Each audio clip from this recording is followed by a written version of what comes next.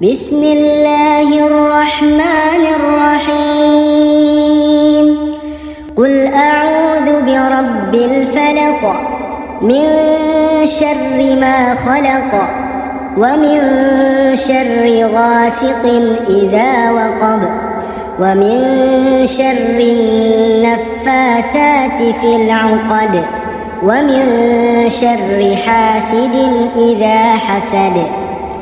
പരമദയാപരനും കരുണാവാരിധിയുമായ അള്ളാഹുവിന്റെ നാമം കൊണ്ട് ആരംഭിക്കുന്നു. പറയുക, പുലരിയുടെ നാഥനിൽ ഞാൻ അഭയം തേടുന്നു. അവൻ സൃഷ്ടിച്ചതിന്റെ കെടുതികളിൽ നിന്ന്, ഇരുണ്ട രാത്രി വന്നു മൂടുമ്പോൾ അതിന്റെ വിപത്തിൽ നിന്നും, കെട്ടുകളിൽ ഊതുന്ന സ്ത്രീകളുടെ കെടുതിയിൽ നിന്നും, അസൂയാൽ ശ്രമിച്ചാൽ അതിൽ നിന്നും. ഈ സൂറത്തിനും ശേഷമുള്ള സൂറത്തുന്നാസിനും കൂടി പറയുന്ന പേരാണ് മുഅവ്വിദത്തൈൻ.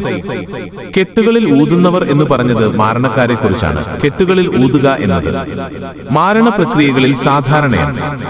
ദുർമന്ത്രവും ഈ ഗണത്തിൽപ്പെടും. അള്ളാഹുവിന്റെ അസ്മാവുകളും ഖുർആൻ വചനങ്ങളും കൊണ്ടുള്ള മന്ത്രങ്ങൾ നബി സല്ലല്ലാഹു അലൈഹി വസല്ലം അനുവദിച്ചിട്ടുണ്ട്. നബി സല്ലല്ലാഹു അലൈഹി വസല്ലം അവിടുന്ന് മന്ത്രിച്ചതായും മന്ത്രിച്ചതിനെ അനുകൂലിച്ചതായും ബുഖാരി പ്രത്യേക അധ്യായങ്ങളായി പ്രതിപാദിച്ചത് ഹദീസുകളിൽ കാണാം. അസൂയാല് ചുമ്മാ ഇരുന്നാൽ ഇരക്കു പ്രശ്നമൊന്നുമില്ല. കണ്ണുവെച്ചാൽ, കൂടോത്രം ചെയ്താൽ, യുദ്ധത്തിന് വന്നാൽ, ആക്രമിച്ചാൽ കെണിഞ്ഞു പോകും. ആയിഷ ബീവി റളിയല്ലാഹു അൻഹ പറയുന്നു, നബി സല്ലല്ലാഹു അലൈഹി വസല്ലം രാത്രി കിടന്നുറങ്ങാൻ നേരം സൂറത്തുൽ ഇഖ്ലാസ്, സൂറത്തുൽ ഫലഖ്, സൂറത്തുൽ നാസ് എന്നീ സൂറത്തുകൾ ഓതി ശരീരത്തിൽ തലയിലും മുഖത്തും തടവും. ശേഷം കൈയെത്തുന്ന സ്ഥലത്തെല്ലാം അങ്ങനെ ചെയ്തിരുന്നു. ഈ സൂറത്തുകൾ രാവിലെയും വൈകുന്നേരവും ഓതുന്നവൻ എല്ലാ ഗുണങ്ങൾ സമ്പാദിക്കാനും പ്രയാസങ്ങൾ മാറിക്കിട്ടാനും അത് മതിയാകുന്നതാണ്. ജുഹുഫയുടെയും അബവാഇന്റെയും ഇടയിലുള്ള ഒരിടത്തിലൂടെ നബി സല്ലല്ലാഹു അലൈഹി വസല്ലം നടന്നു പോകുമ്പോൾ ശക്തമായ കാറ്റും ഇരുട്ടും പ്രത്യക്ഷപ്പെട്ടു. അപ്പോൾ നബി സല്ലല്ലാഹു അലൈഹി വസല്ലം ഫലഖ്, നാസ് എന്നീ സൂറത്തുകൾ ഓതി.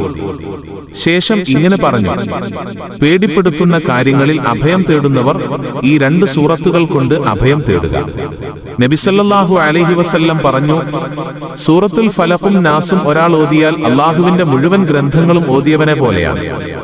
ആയിഷ റളിയല്ലാഹു അൻഹായിൽ നിന്ന് നിവേദനം ചെയ്തതിൽ കാണാം, നബി സല്ലല്ലാഹു അലൈഹി വസല്ലം വിഷമം നേരിട്ടാൽ ഫലഖും നാസും ഓതി ഊതി ശരീരം കൈകൊണ്ട് തടവാറുണ്ടായിരുന്നു. ശക്തമായ വേദനയുടെ സമയത്ത് ഞാൻ ഓതി നബി സല്ലല്ലാഹു അലൈഹി വസല്ലമയുടെ ശരീരം തടവിക്കൊടുക്കും. റമളാനിലെ എല്ലാ രാത്രിയിലും ഫർള് നിസ്കാരത്തിൽ ഓതിയാൽ ഹജ്ജിന്റെയും ഉംറയുടെയും പ്രതിഫലം ലഭിക്കും. പതിവാക്കുന്നവന് ഭക്ഷണത്തിന് പ്രയാസപ്പെടേണ്ടി വരില്ല.